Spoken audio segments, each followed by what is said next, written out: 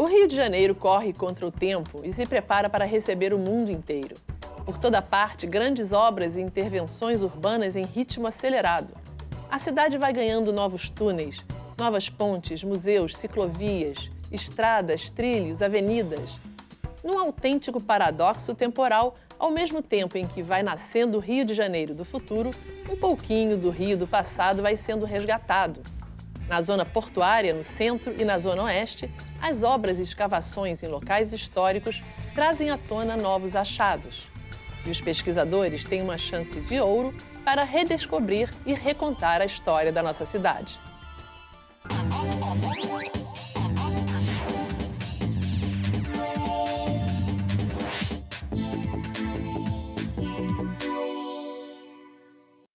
Olá, está começando mais um Conceito e Ação. E hoje vamos entender melhor como uma ciência que muita gente relaciona a templos antigos e civilizações perdidas pode estar presente em grandes centros urbanos como o Rio de Janeiro. O nosso tema é arqueologia urbana. E aqui no estúdio com a gente estão Tânia Andrade Lima, arqueóloga e professora do Museu Nacional da UFRJ, e Washington Fajardo, arquiteto e urbanista, presidente do Instituto Rio Patrimônio da Humanidade. Olá, Tânia, Washington, muito obrigada pela presença de vocês. Tânia, eu queria começar perguntando o que é arqueologia, o que ela estuda? Definida da forma mais elementar, mais simples, é o estudo do passado, mas ela é um pouco mais do que isso. Na verdade, a arqueologia se ocupa da emergência, da manutenção e da transformação dos sistemas socioculturais através dos tempos. E nós trabalhamos numa longuíssima diacronia, desde o surgimento da espécie humana até a atualidade. Pois é, isso que eu ia perguntar. Até quando? O passado mais recente que interessa a arqueologia é quando, mais ou menos? Essa é uma questão que, teoricamente, é muito discutida, mas hoje em dia você tem correntes que fazem arqueologia do presente, de tal forma que não há limites para essa longa diacronia da arqueologia. Não me diz uma coisa, o que pode ser considerado um patrimônio arqueológico e como é que ele dialoga com o patrimônio histórico, artístico da cidade? Todo esse conjunto de bens, eles constituem um corpo de patrimônio cultural. Aquele específico vinculado ao patrimônio arqueológico, ele é fruto de trabalho de prospecção, de encontros, de achados que são encontrados em subsolo, de ruínas. O patrimônio, de uma certa maneira, mais concreto e material, que tem a pátina do tempo vinculado a ele, que chega a nós ou através de um trabalho de pesquisa que faz essa prospecção, ou até, como disse a professora, de elementos que estão presentes no território onde a cultura humana transformou o ambiente. As cidades, então as cidades que são abandonadas também se constituem sítios arqueológicos, né? Estruturas, como o Cais do Valongo, são um sítio arqueológico. Artefatos constituem também um patrimônio arqueológico. Você mencionou o Cais do Valongo. Que outras áreas, quais são as áreas mais interessantes, arqueologicamente falando, no Rio de Janeiro hoje? Hoje nós consideramos o Rio de Janeiro uma cidade balneário, uma cidade vinculada à cultura da praia. Entretanto, essa é uma construção muito recente, é uma construção do século XX. Até então, falando dos 450 anos do Rio, o Rio de Janeiro sempre foi uma cidade portuária, uma cidade dedicada à Baía de Guanabara, dedicada a esse espaço de chegadas e saídas de pessoas, de produtos, de culturas. Então é muito interessante, na transformação do porto, a possibilidade de contar essa história naval da cidade, que é algo que a gente não pensa mais muito sobre isso. Então aparecem artefatos que falam sobre isso, âncoras, elementos da prática náutica, cordoalhas e elementos metálicos, elementos que falam da vida doméstica, da vida cotidiana da atividade naquela região, no porto. E o que sempre chama muito a atenção são os elementos que contam da presença da cultura negra na região do porto, e da cultura negra vinculada inicialmente ao processo da escravidão e o que depois se desenvolve com o trabalho da vida dedicada ao trabalho no Porto. O Porto conta uma história do trabalho no Rio de Janeiro e no país. E, Tânia, me diz uma coisa, a arqueologia urbana, como o próprio nome já diz, ela acontece nos limites da cidade. Mas, além disso, existe alguma outra coisa que caracterize a arqueologia urbana e diferencie ela de um outro tipo de arqueologia? Olha, eu acho que ela pode e deve ser vista em duas acepções, como a arqueologia da cidade, e nesse momento nós encontramos aquilo que o Washington acaba de falar, como a arqueologia na cidade. E essa acepção da arqueologia na cidade, ela é bem mais ampla, porque ela não se limita à história da cidade, mas ela vai à história pré-colonial, ela vai à pré-história no espaço da cidade, como já foram encontrados sítios arqueológicos no espaço da cidade.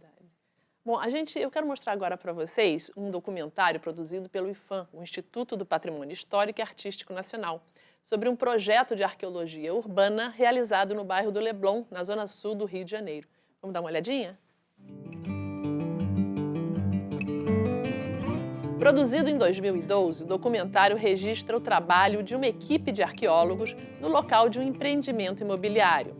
Chamados pelo IPHAN e pela Prefeitura do Rio, os pesquisadores buscavam vestígios do quilombo do Leblon, que teria existido nas redondezas no século XIX. Mas acabaram descobrindo muitas histórias sobre a formação da cidade que estavam enterradas ali. Quando nós começamos a escavar, nossa surpresa foi que nos deparamos com essas estruturas de embasamento de pedra. São estruturas de grande porte, pedras muito grandes, e o terreno é pequeno, então seria uma pequena parcela de um complexo muito maior, que seriam chácaras, né, no momento do século XVIII, que a gente está datando esse tipo de estrutura pela questão do material construtivo, da técnica construtiva empregada, que é uma argamassa mais rudimentar. A gente está datando final do século XVIII, início do XIX. Trabalhando no local desde fevereiro de 2012, as arqueólogas já garimparam vários objetos entre cerâmicas, vidros, porcelanas e moedas que comprovam que o Leblon já era ocupado muito antes do século XIX.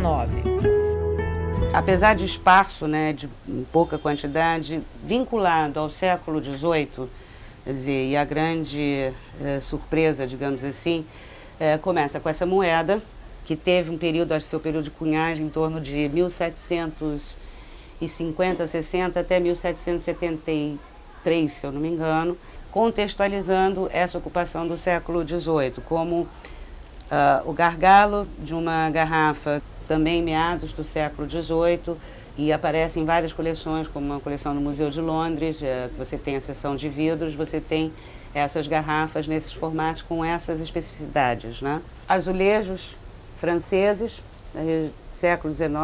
Isso aqui é uma garrafinha intacta de um perfume ou algum produto de higiene pessoal produzido por uma perfumaria que existiu aqui no Rio em 1939. Então, contando o processo contínuo de ocupação do local até o século XX. Tânia, nesse caso específico, a construtora encontrou alguns vestígios, comunicou ao IPHAN, a prefeitura mandou os técnicos lá e fizeram esse sítio. A arqueologia urbana é sempre assim? Você, por acaso, se depara com algum local interessante? Ou existem locais na cidade que já se sabe que são interessantes e procura-se trabalhar neles? Sim, eu acho que já se sabe as áreas de alto potencial arqueológico na cidade. Acho que o IPHAN controla muito bem isso, o Instituto Rio Patrimônio da Humanidade da mesma forma. E graças ao trabalho dessas duas instituições, nós já começamos a perder essa pecha de achado fortuito. É alguma coisa muito maior. Quer dizer, a partir do momento em que essas duas instituições, uma no âmbito federal e outra no âmbito municipal, compreenderam esse elevadíssimo potencial arqueológico de determinadas áreas, se exige das construtoras previamente, né, um projeto de pesquisa que é aprovado por ambas as instâncias e que quer dizer, a construtora deverá necessariamente incorporar previamente aos trabalhos uma equipe de arqueologia que acompanha o trabalho, monitora ao longo de todo o tempo, ao longo de toda a obra, enquanto estão ocorrendo as intervenções no subsolo, e achados extraordinários vêm sendo feitos. Quer dizer, não apenas, eu gostaria de chamar a atenção para isso, porque nós estamos nessa circunstância extraordinária das Olimpíadas, que vem proporcionando, como você mencionou, Washington também, achados excepcionais, mas existe essa rotina que o trabalho dessas duas instituições vem permitindo. Quer dizer, você se antecipar ao achado fortuito, que muitas vezes pode danificar alguma coisa feita por acaso, não uma máquina que trabalha e que danifica uma estrutura. Mas esse processo em qualquer área da cidade, Washington, ou é só em áreas que são consideradas de interesse arqueológico? É muito interessante esclarecer isso, Cristina. Isso que a professora Tânia também explicou é importante. Esse caso específico, ele é um excelente exemplo desse trabalho, na verdade, que é um trabalho planejado da arqueologia. Então, neste caso, por exemplo, no Leblon, durante o processo do licenciamento da edificação, dentro do Instituto Rio Patrimônio da Humanidade, existe uma gerência de arqueologia. Então, no processo do licenciamento da edificação, é sempre confrontado aquele endereço com um mapa de potencial arqueológico de áreas da cidade. O caso, acho que mais exemplar, talvez seja o Instituto dos Pretos Novos, sim, na rua Pedro Ernesto, que é uma casa de uma família, Mercedes e Petrúcio, um casal fabuloso que faz uma obra doméstica de banheiro e encontram ossadas. Há uma primeira preocupação disso ter uma vinculação com o período da ditadura. Então, eles, numa sensibilidade fantástica, fazem uma solicitação aos órgãos de patrimônio que lá fizessem uma pesquisa. E se confirma, então, o local do cemitério dos escravos, que tem o nome de cemitério, mas, na verdade, era uma vala comum onde os escravos, ou que chegavam já mortos, ou que vinham a falecer, eram depositados. E esse casal fabuloso, eu chamo eles de o casal Guggenheim, que nós temos no Rio de Janeiro, se dedicam à criação de um instituto para preservar esse achado que encontraram na sua casa. Então, é uma história muito... Isso foi quando que aconteceu? Isso aconteceu em 1996, se não me engano, e desde então eles dedicam suas vidas a esse trabalho. Realmente é fabuloso, muito interessante. Agora, do ponto de vista legal, que você pergunta, quer dizer, existe a Lei 3.924, que protege os sítios arqueológicos, e, à luz dessa lei, fica muito claro que você é proprietário do solo, mas você não é proprietário do subsolo. E do momento em que são feitos achados no subsolo, o proprietário tem que aceder à pesquisa arqueológica, porque aquilo não lhe pertence, o patrimônio arqueológico é um bem da União. Maravilha. A gente vai continuar conversando sobre isso daqui a pouquinho, a gente vai fazer um rápido intervalo, voltamos já já.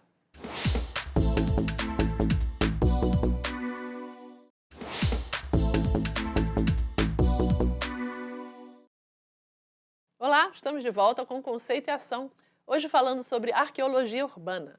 Comigo aqui no estúdio estão Tânia Andrade Lima, arqueóloga e professora do Museu Nacional da UFRJ, e Washington Fajardo, arquiteto e urbanista, presidente do Instituto Rio Patrimônio da Humanidade.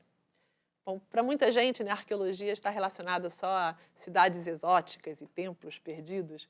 E, nas últimas décadas, essa imagem foi popularizada pelo arqueólogo e aventureiro Indiana Jones, criado pelos cineastas George Lucas e Steven Spielberg.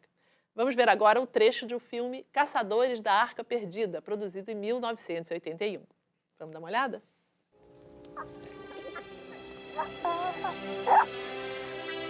Estrelado por Harrison Ford, o filme narra as aventuras e desventuras do arqueólogo Indiana Jones, uma mistura de explorador e estudioso que divide seu tempo entre as aulas na universidade e as viagens aos 4 cantos do mundo, em busca de tesouros perdidos. Estou presa aqui! Neo, que significa novo. Elítico, que... Certo. Que significa pedra. Vamos voltar para o túmulo Turquepan, perto de Hazleton. Ele possui uma passagem central e 3 câmaras, ou salas. Não confundam isso com roubo, que neste caso seria remover o conteúdo do túmulo. Este local também demonstra um dos grandes perigos da arqueologia. Não a vida real, apesar disso acontecer às vezes. Eu estou falando de folclore. Nesse caso, a tradição local conta que havia um caixão de ouro enterrado no local. E isso explica os buracos cavados em todo o túmulo e as péssimas condições das coisas encontradas. Porém, a câmara número 3, ela ficou intocada. E a câmara intocada e os objetos do túmulo que foram encontrados em outra área forneceu motivos para... datarmos esses objetos do jeito que fizemos e... alguma pergunta sobre isso? Tudo bem, por hoje é só. Não se esqueçam de Michelson, capítulos 4 e 5 para a próxima aula. Eu estarei na minha sala na terça, mas não na quarta. Bom, todo mundo já viu esse filme e a gente conhece essa visão meio romântica, meio caricata do arqueólogo como caçador de tesouros. Como é a arqueologia hoje? Qual é o dia a dia do profissional, Tânia? Olha, o que eu posso te assegurar é que esses estereótipos, eles são antíteses da nossa realidade. Eles são muito bons para Hollywood, mas não tem nada a ver com a realidade da nossa profissão, muito árdua, um trabalho moroso, um trabalho muito sacrificado, tanto no campo, mas sobretudo no laboratório. Um trabalho penoso que se estende muitas vezes por anos e anos e anos. E que quando os resultados vêm aparecer, as pessoas realmente não imaginam o que tem por detrás daquilo. O que teve antes daquilo. Então, a nossa Mas realidade... nunca foi glamouroso assim? Nunca, jamais. Só em Hollywood mesmo. É um estereótipo, um mito, e nós pagamos um preço caro por isso. Por quê? Porque o senso comum, de uma maneira geral, fica associando a arqueologia ao achado de tesouros, que nós não encontramos nunca. Nunca encontramos. Tem décadas de profissão, nunca encontrei nada de valor. Então, não é por aí, né? Então, eu entendo que é um estereótipo que é profundamente danoso para nós. Os peões com quem nós trabalhamos no campo, o tempo inteiro ficam do nosso lado. E o tesouro? E o tesouro? Quando é que nós vamos encontrar? Quando é que nós vamos... Não há tesouro algum. Não é. O nosso tesouro é de outra natureza, o nosso tesouro cultural. Mas nada de valor. Eu queria agora conversar com vocês dois sobre duas realidades distintas e muito interessantes que acontecem na questão da arqueologia. Uma é, a gente vê em filmes e a gente vê a realidade que aconteceu ao longo de séculos, que foi justamente lugares como Egito, Peru, terem as suas riquezas arqueológicas levadas para outros lugares. São expostas grande parte hoje em dia em Nova York, em Londres, em Paris.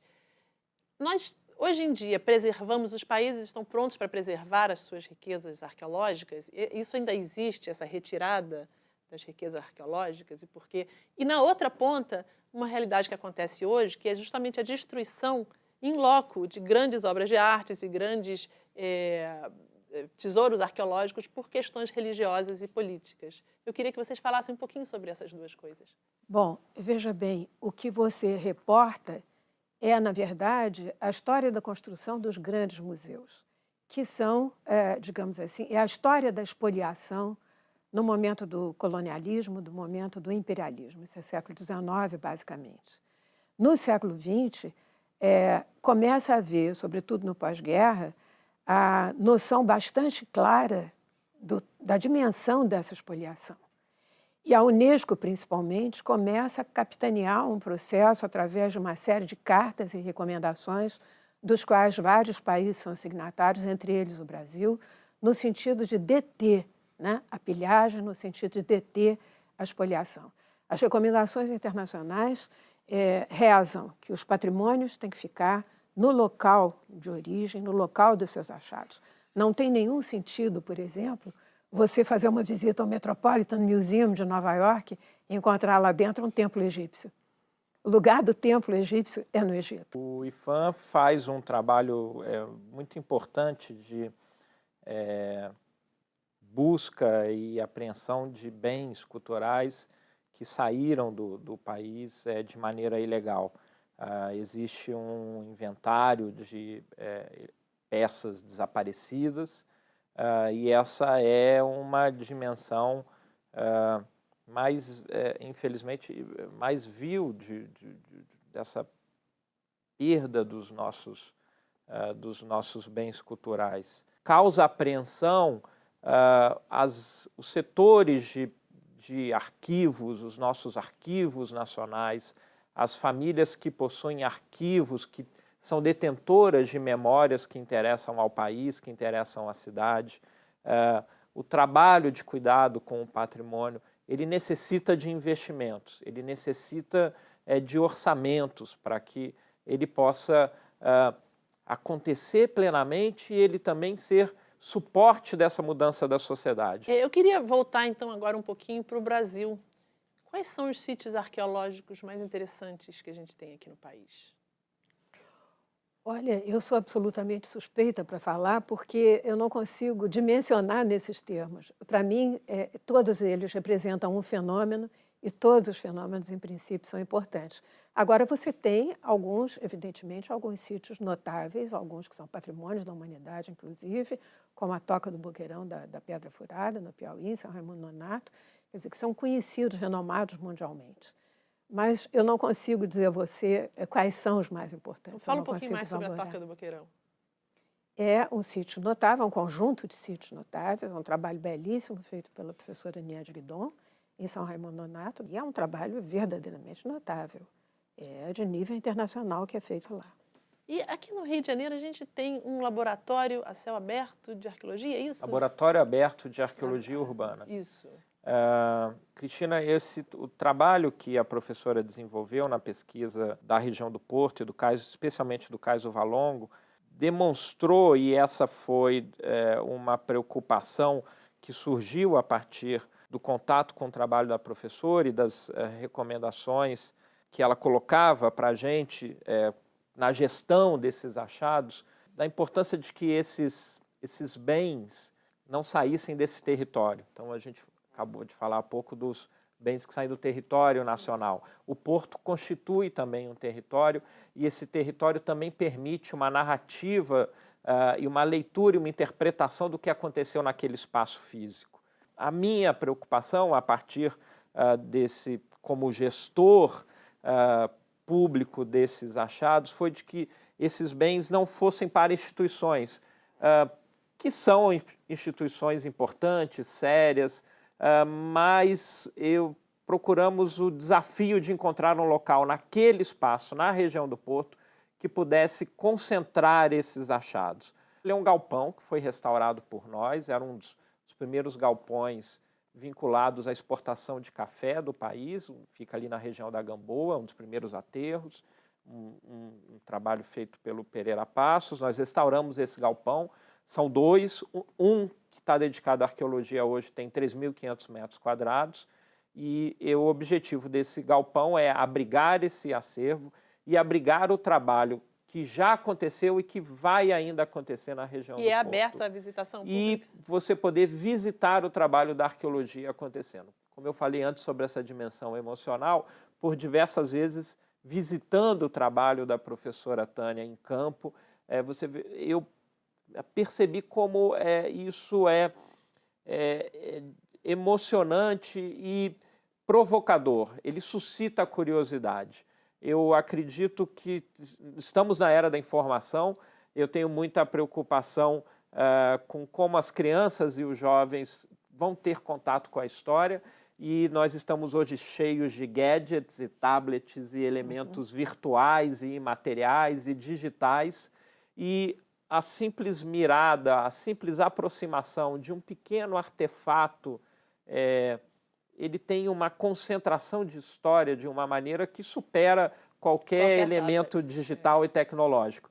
Então, possibilitar que a juventude possa estar próxima desses achados entendo, uma formação de cidadania, uma formação de caráter. Então, isso foi um desafio, levou tempo, a professora sabe disso, ainda não está completo, é algo que a gente precisa ainda continuar cuidando para que ele se confirme, mas ele está lá, esse espaço já dedicado, com um trabalho acontecendo, e espero que ele se confirme ao longo do tempo como lugar referencial de arqueologia no Porto, concentrando tudo que o Porto revelou. Maravilha. Washington, Tânia, muito obrigada pela presença de vocês, foi ótima conversa. Eu que agradeço. E a gente se encontra no próximo Conceito e Ação. Até lá!